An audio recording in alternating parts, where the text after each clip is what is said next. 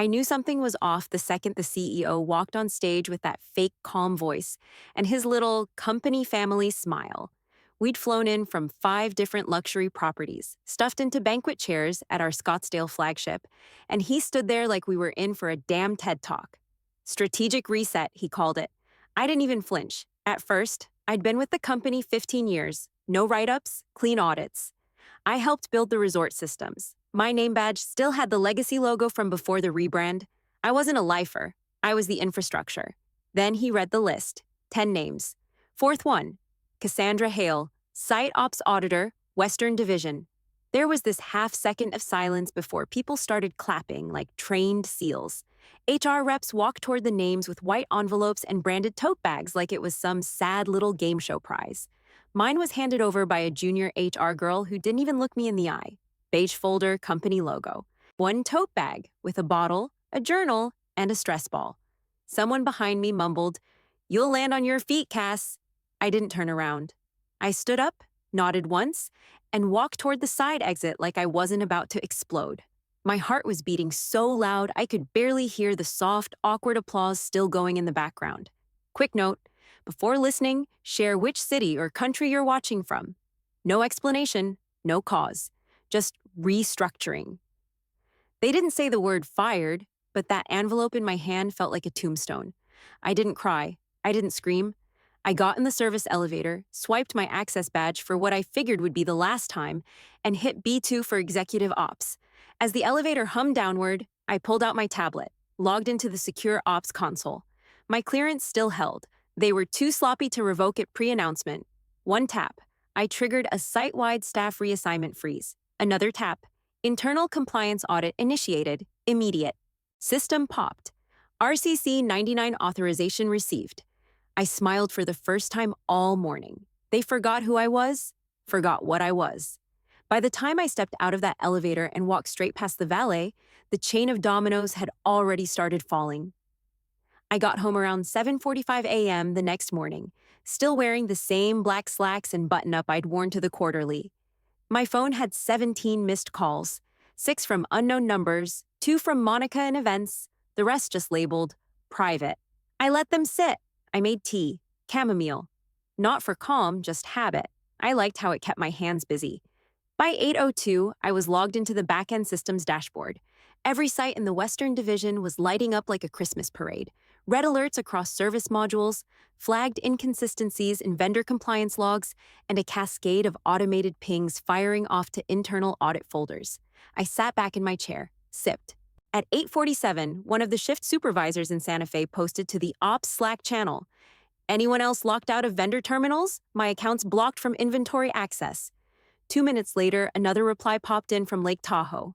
"Same, can't submit for linen service or bar restocks." Getting an RCC sync error?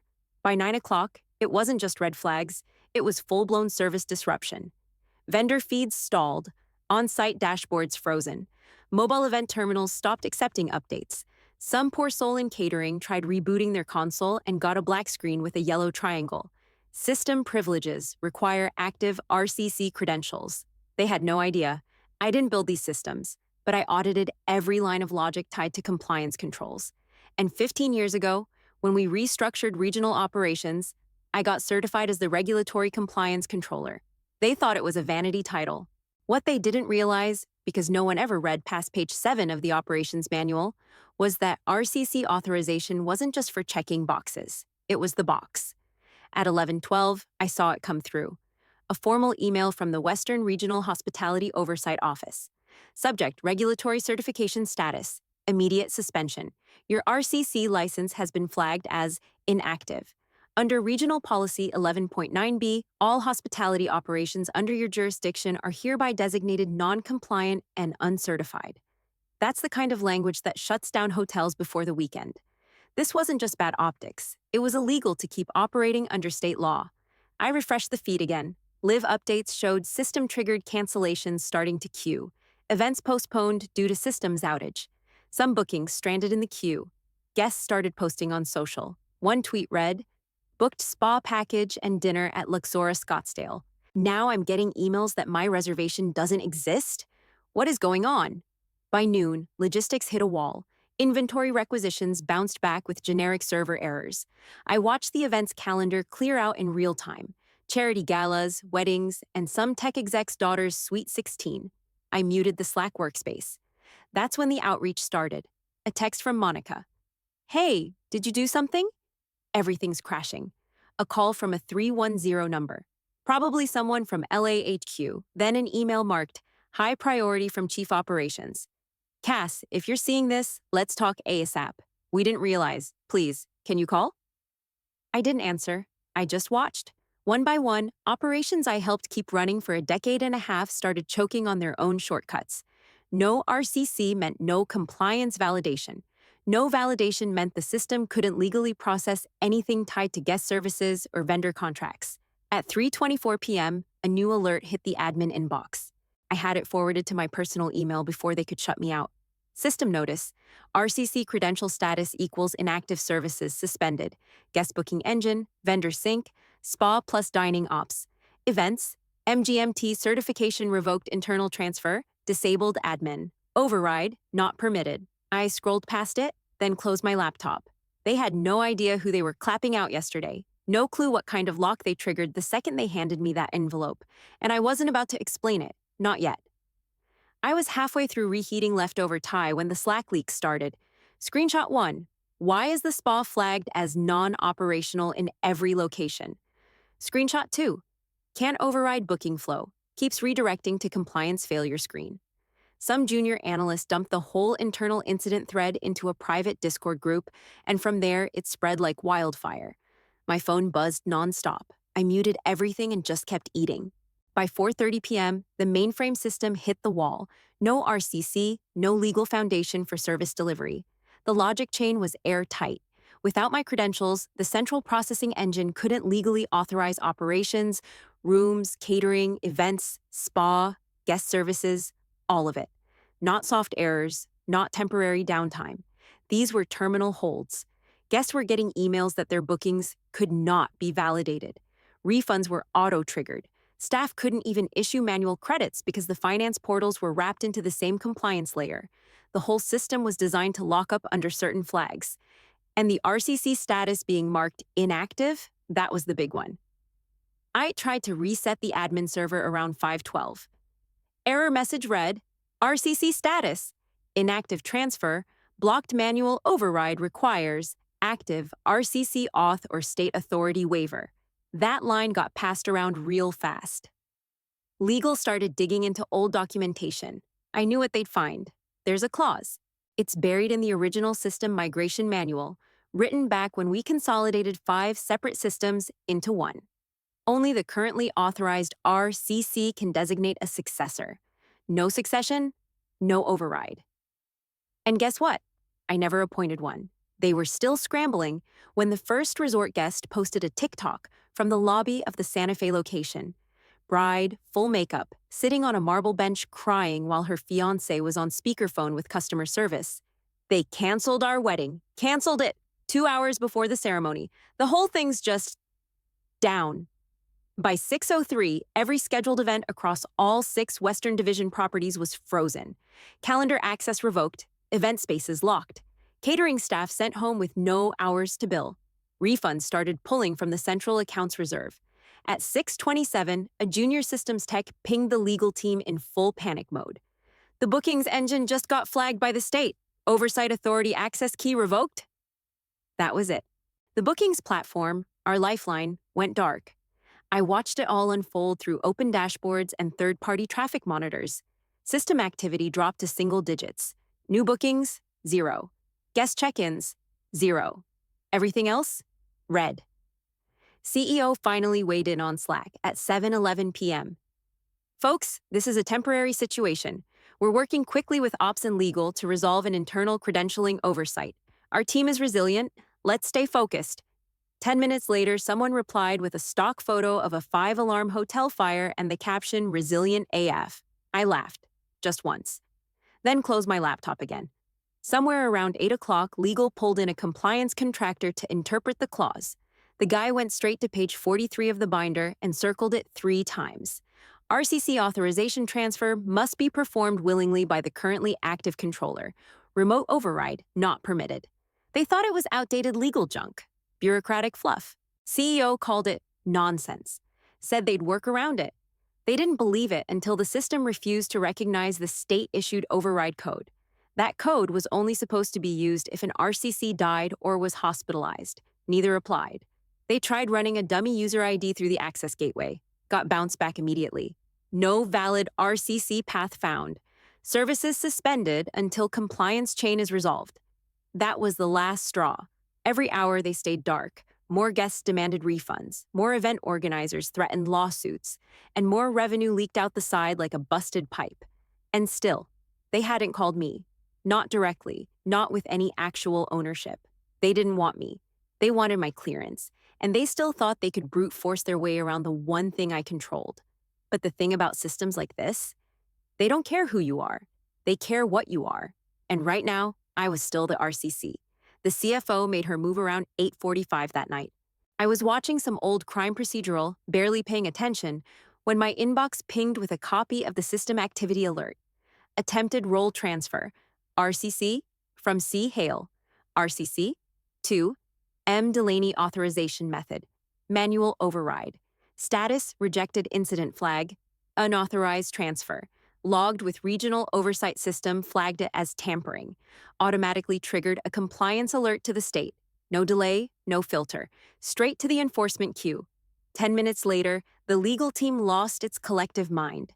The general counsel posted in the internal legal Slack, "Who authorized the role transfer?" This is a logged incident. That's criminal exposure if we don't fix it immediately. Some intern tried to play cleanup with a half-assed, "I think the CFO just wanted to test the UI." No one responded.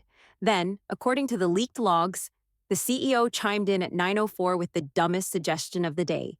Could we just forge the RCC authorization? Fake the digital signature to show voluntary handoff? The chat froze. A few seconds passed.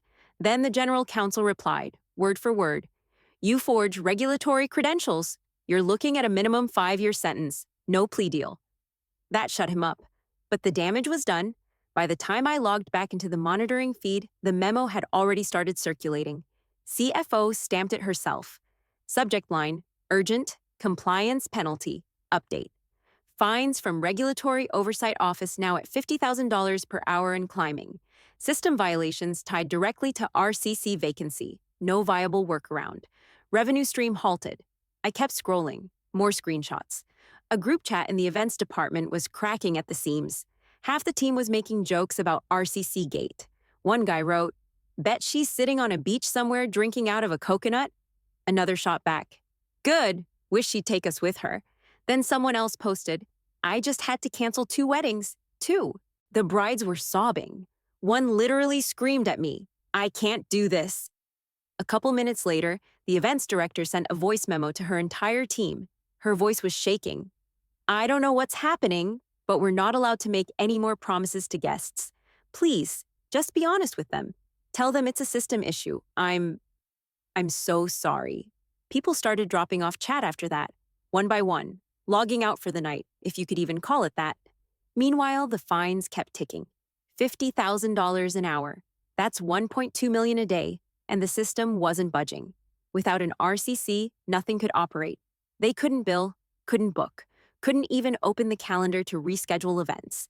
Then, at 11:09 p.m., I got CC'd on a message from the general counsel to the board. No drama, no filler. Per Section 11.9b and System Clause 9, the only individual capable of reactivating regulatory functionality is Cassandra Hale. She must authorize it voluntarily. No system override exists. Until such time, we are not legally permitted to operate under our current license. There it was, in writing, no workarounds, no loopholes, no soft exit, just me. And the silence that followed? That was the part I liked the most. No fake apologies, no desperate bargaining, just reality, slapping every one of them across the face at once. They could shuffle meetings all night. They could pace hallways and draft memos and pray for a miracle patch. But the system didn't care about meetings. It cared about the one name still sitting in its highest clearance level. Mine. I stayed on the couch, same position, same blanket, same half-full mug of cold tea on the side table, Reruns of Dateline buzzed in the background, volume low. I wasn't really watching, just letting the noise fill the room while my phone buzzed every couple minutes with a new call from a number I didn't recognize. They were coming in from everywhere: San Diego, Seattle, New York, Denver, all unknown caller, or strings of digits with no names. I didn't answer a single one. By mid-morning, LinkedIn lit up. At first, it was just profile views. Then the messages started stacking up. "Hey Cassandra, saw your name come up. Wondering if you'd consider consulting. We're in need of RCC expertise. Urgent. Any availability this week to chat?" Saw what happened. Some came from rival resorts. Some from big corporate hospitality chains I hadn't thought about in years. A few were from names I remembered from old vendor calls: compliance directors, operations execs, regional inspectors. One message came from a tourism board official in Nevada. "Respectfully, what you triggered is being felt across the industry. If you're open to a conversation, we'd welcome it." I didn't reply. I didn't even click read. I just let the previews sit there. Around noon, I opened my profile editor. I stared at the headline for a full minute. My old title, Site Ops Auditor, Western Division, felt laughable now. I deleted it. Typed in something new: Independent Regulatory Consultant, Certified RCC, Luxury Hospitality and Resort Systems. Saved it. Within minutes, the view count tripled, then quadrupled. More DMS rolled in. Some short: "You free to talk?" Others more detailed: "We're actively looking for someone with your credentials, full-time or contract. We're flexible." Still, I didn't type a word. I didn't need to. Every one of them already understood what I was now. Not an employee, not an admin, not some behind-the-scenes operator holding up invisible pillars. I was leverage. I was the one person in the Western hospitality sector who'd proven, in real time, that I couldn't be pushed aside without cost.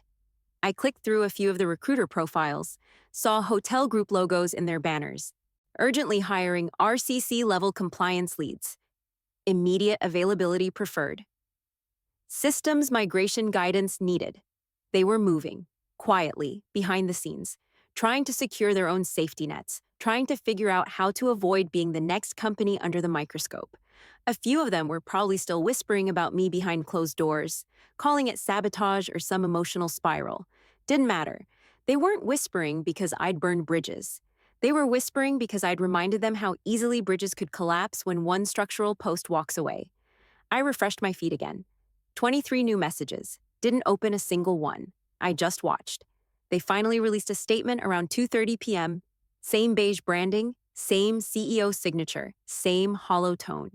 Due to unexpected infrastructure audits, Luxora Resorts is undergoing a proactive recalibration of system access and compliance procedures.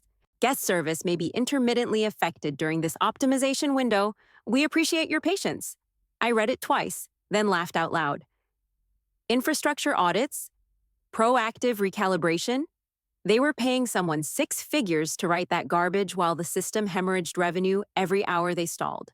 My email pinged again. More LinkedIn pings, another vendor group request, some ex-staffer from Lake Tahoe trying to add me. I let them pile up.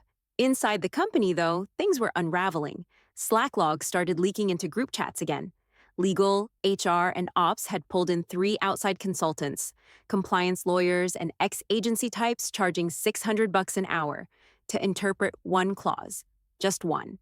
They posted it on the wall in bold. RCC designation changes must be direct and voluntary, initiated by the current RCC. No substitutions or proxy authorizations permitted. They circled it, underlined it, rephrased it in 3 different internal memos. One of the consultants supposedly told them, if you want the system back, you need her signature. No way around it. The Slack messages got desperate after that. Someone in ops wrote, "Can we just rebuild the platform without RCC logic?" A dev replied, "That would take 6 to 8 months and break state compliance anyway." Then the COO jumped in. "We're resilient. We'll figure this out." 5 minutes later, someone replied with a meme of a hotel completely engulfed in flames. Text over it said, "We're fine. Just recalibrating." The COO didn't respond. I opened my phone again. More messages were coming in now. Some I recognized. Monica. We used to work side by side on the floor. She was good, quiet, smart, way too loyal for that place. Her text popped up just after 3. Hey, I know this is messy. Just wanted to say I'm sorry for how it went down. That wasn't right. I stared at it, thought about responding. Then a second one came through, right below it. Also, off the record, CEO wants to talk. He asked me to reach out, just to open a line. I locked the screen, left her on, read. There was nothing to say. Not now. Not like this. They didn't want to talk. They wanted control. And they didn't have it. What they had were consultants bleeding them dry by the hour, an events calendar on indefinite hold, and legal documents they couldn't rewrite no matter how many strategy calls they scheduled. They were spinning in circles. I was still, waiting, watching. That was the difference. The voicemail hit just before 8 p.m. No caller ID, but I recognized the voice immediately. COO. She always spoke like she was reading off a press release, even in person. Hi, Cassandra. Just wanted to put something on the table. We're prepared to offer a 60-day consulting contract, 20% pay increase, entirely remote. No need to come in. We think this can be handled quietly and efficiently. Let me know if you'd be open to a conversation. No apology, no admission, no mention of what they'd done or how they'd done it. Just a deal slid across the table like I should be grateful they remembered my name. I played it once, then played it again. Then I forwarded it to my lawyer. A few minutes later, she replied with one line, "Send all proposals to legal moving forward." That was it. No small talk, no commentary, just business. That same night, the floodgates opened in a Facebook group I'd forgotten I was still a member of. Former Luxora staff, Western Region. Someone dropped screenshots from an internal planning memo. Real names, real signatures. Looked like something from a boardroom strategy packet. One bullet point hit harder than the rest. Resort viability now hinges on RCC cooperation. It was right there, plain as day. My name wasn't mentioned, but they didn't need to. Everyone in that group knew exactly who they were talking about. The comments started stacking under the post. So now they realize who built the backbone of the system. Cassandra carried that whole region. They just never wanted to admit it. They didn't think she'd walk. They definitely didn't think she'd pull the trigger. I didn't comment, didn't like it, just watched it catch fire. They were scrambling now, trying to patch a broken system with corporate tape and hush contracts. They wanted me back on their terms, short leash, quiet fix, no fingerprints. But the moment they handed me that envelope in front of a room full of clapping strangers, they gave up the right to set terms. Now it was mine. 2 hours after the voicemail, I got another ping, email this time. Not even from the COO. It came from a junior coordinator in HR. Subject, consulting opportunity, follow-up body. Hi, Cassandra. Per earlier outreach, we'd love to formally present a short-term engagement package for your review. We value your expertise and discretion. Please advise on your availability to discuss. Regards, Lindsay. I forwarded that one too, straight to my attorney. I didn't need to respond. They were already cracking. Not just because of me, but because of what it meant if someone like me could walk. If someone who followed the rules, kept things clean, held the system together for 15 years, could still be dumped without a second thought, then anyone could. And now everyone was watching. Not just employees, investors, vendors, industry groups, regional inspectors. The cracks they thought they could tape over were now visible in high def to anyone with a Wi-Fi signal. They couldn't patch this up with PR anymore. They needed leverage. Unfortunately for them, I was the leverage. I showed up 12 minutes late, walked in through the glass doors of the main Scottsdale office like I'd never been walked out in front of a crowd. Past the front desk without a word, badge still deactivated. Security waved me through anyway. Guess someone made a call ahead of time. Top floor, executive boardroom. Polished wood, fake water bottles, and 5 people already seated like they'd been waiting for a verdict. I didn't rush, sat down slow, black blazer, clean jeans, no laptop, just a leather-bound notebook and my own pen. Nobody said hello. The CEO leaned forward, tapping his fingers hard against the table like that would somehow show dominance. "I don't know what game you think you're playing," he said, sharp and loud, like volume could substitute for leverage. "This isn't how professionals operate. You've compromised client trust, disrupted revenue, and weaponized proprietary systems." Legal raised her hand, not a gesture, not a suggestion, a command. It cut him off mid-sentence. She turned toward me, voice level. "She's the only one who can fix this," she said, "and she has to want to." The silence after that hit different. Nobody moved, Nobody looked me in the eye. They looked at my hands. I opened the notebook slowly. No rush. Took out my pen, clicked it once. I wrote for maybe 20 seconds. Quiet. Calm. Then I tore the page clean, folded it once, and slid it across the table. Legal opened it. She scanned it. Didn't speak. Just handed it down the line. The CFO looked at it, blinked, and kept passing. The CEO's jaw clenched when it hit him. My terms were simple. Severance, 18 months at executive level. Stock options, fully reinstated, retroactive benefits. Backdated to termination date, continuous CEO. Immediate resignation, no PR spin. Final clause, refusal equals clause 9 lockout, 6 months, no overrides. I waited until the paper reached the end of the table, then I spoke. Your choice. That was it. I didn't explain, didn't justify. The system already had. Clause 9 wasn't just about control, it was about time. If they didn't fix the credential gap with my signature, the lockout would deepen. After 6 months, the entire permission structure would permanently restrict administrative access until a full rebuild. They couldn't run, couldn't sell, couldn't even dissolve without clearing the RCC lock. They thought they held power because they had titles and polished shoes. But I held the kill switch. The CEO finally broke the silence. You think you're irreplaceable? He said, voice lower now, almost shaking. You think we can't find someone else with the same certs?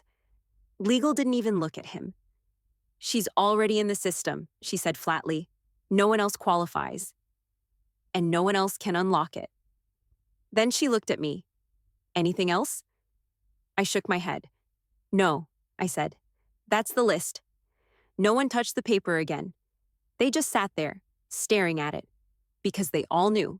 The second I stood up and walked out of that room, the clock would start ticking on that 6-month lockout.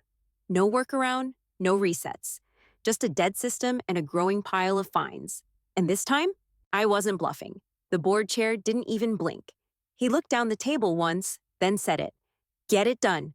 The CEO snapped his head toward him. You can't be serious. This sets a precedent. You're handing over.